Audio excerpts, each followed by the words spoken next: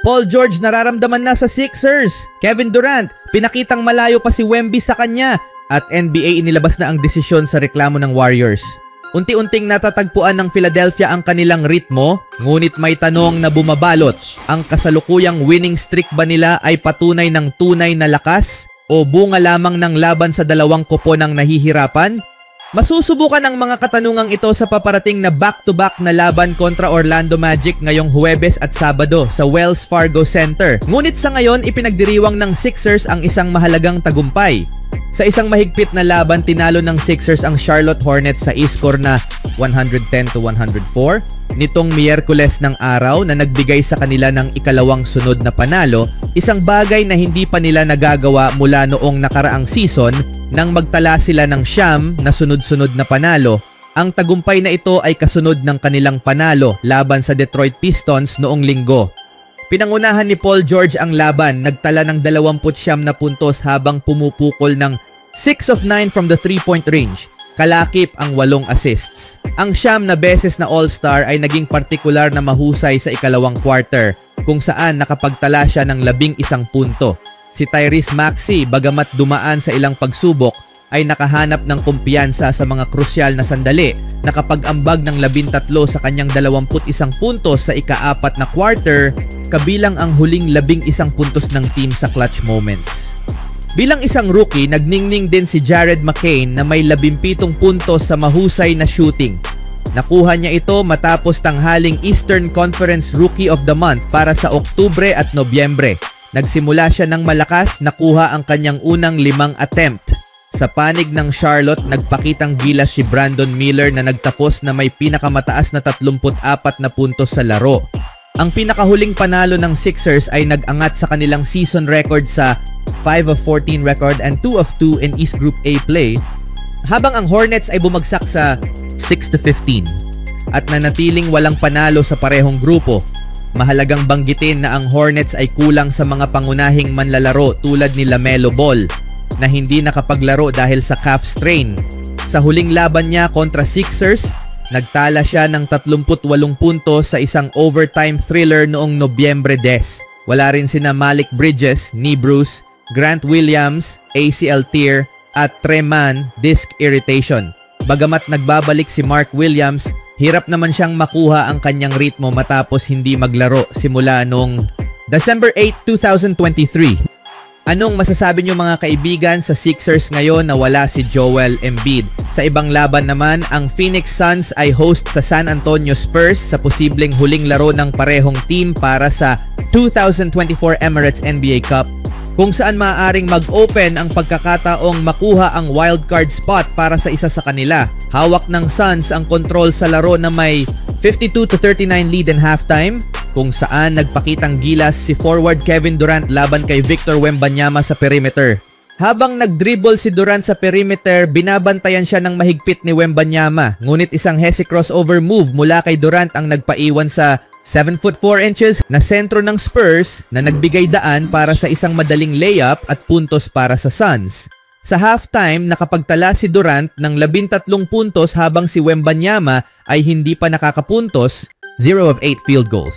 Mahusay ang depensa ng Phoenix laban kay Wembanyama, agresibong nagpapalit ng mga bantay upang hindi niya makuha ang tamang posisyon para sa mga madaling play.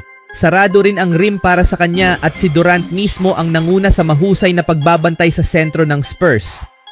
Agresibong nagpapalit ng mga bantay upang hindi niya makuha ang tamang posisyon para sa mga madaling play. Bago ang laban na ito, si Wembanyama ay may average na 31.8 points, 9.7 rebounds at 5.2 assists.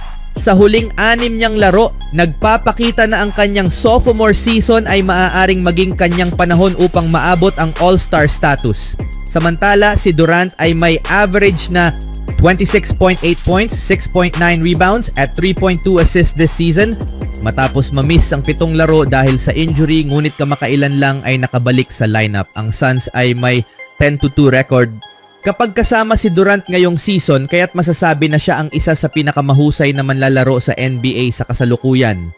Parehong may 2 panalo at 1 talo ang Spurs, Suns at Thunder sa Emirates NBA Cup Group B. Ang isa sa 2 team ay may tsansang makuha ang kwalifikasyon bilang group winner ngayong gabi. habang ang isa ay maaaring umasa na makapuntos ng sapat upang makuha ang West wildcard spot. Samantalang sa sumunod na laban naman, ang Golden State Warriors ay nagkaroon ng maiinit na simula sa season na ito, ngunit tila lumamig matapos matalo sa kanilang huling 5 magkasunod na laro. Hinarap ng Warriors ang Denver Nuggets sa road nitong Miyerkules para sa isang NBA Cup Group Play matchup sa pag-asang makabalik sa panalo, ngunit natapos ang laban sa 119-115 loss. Pinangunahan ni Nuggets superstar Nikola Jokic ang laro na may 38 puntos, dinumina ang Warriors sa buong laro. Sa kabila sa paghahari ni Jokic, nagkaroon ng pagkakataon ang Warriors na makuha ang panalo sa huling quarter, ngunit kinulang sila. Ang Warriors head coach Steve Kerr ay hindi nagkaroon ng magandang araw, ipinakita ang kanyang emosyon sa dulo ng laro matapos hindi mapansin ng mga referee ang isang technical foul na dapat sana'y tinawag laban sa Nuggets. Binatikos ni Kerr ang mga opisyal pagkatapos ng laro at ipinaliwanag ang dahilan ng kanyang pagsabog. Si Christian Braun ay humingi ng timeout, itinuro ni Kerr, habang ang Nuggets ay wala ng timeout na pwedeng gamitin. Kitang-kita ng lahat maliban sa mga taong inaasahan nating mag-referee sa mga laro. Nakakagalit yon, technical foul yon, wala silang timeout kaya dapat iyon ay technical foul. Technical foul, makakapuntos kami mula sa free throw at makukuha ang bola. Magkakaroon kami ng pagkakataong manalo ng laro, pero sinabi nila sa akin na hindi nila ito nakita. May dahilan si Kerr na magalit dahil ang isang technical foul laban sa Nuggets sa sitwasyong iyon ay maaaring nagbago ng takbo ng laro. Ngunit tiniyak ni Kerr na hindi iyon ang pangunahing dahilan ng pagkatalo ng Warriors. Bagamat ang hindi pagtawag ng mga referee sa malinaw na technical foul ay tiyak na nakasakit sa kanilang tsansa na manalo, naglabas ang NBA ng pool report kaugnay sa kontrobersyal na pagtatapos ng laban na nagpapaliwanag kung bakit walang tinawag na technical foul laban sa Denver Nuggets sa huli ng laro.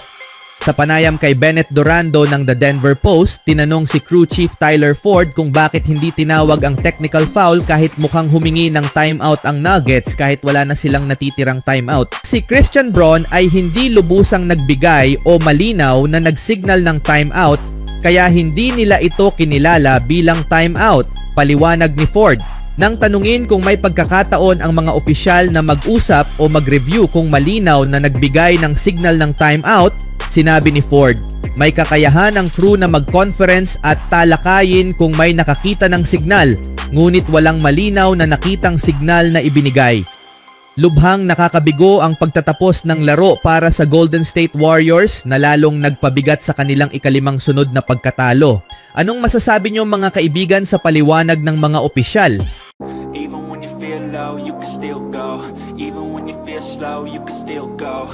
Even when there's no hope, you can still go. I never answer to no, man, I still go. Go, go, go, go, go.